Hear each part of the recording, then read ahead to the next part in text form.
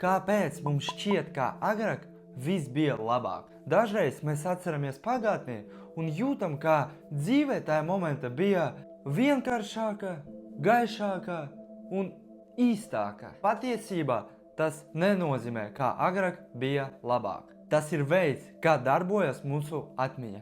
Smadzenes daudz spēcīgāk saglabā labākos mirkļus nekā sliktākos.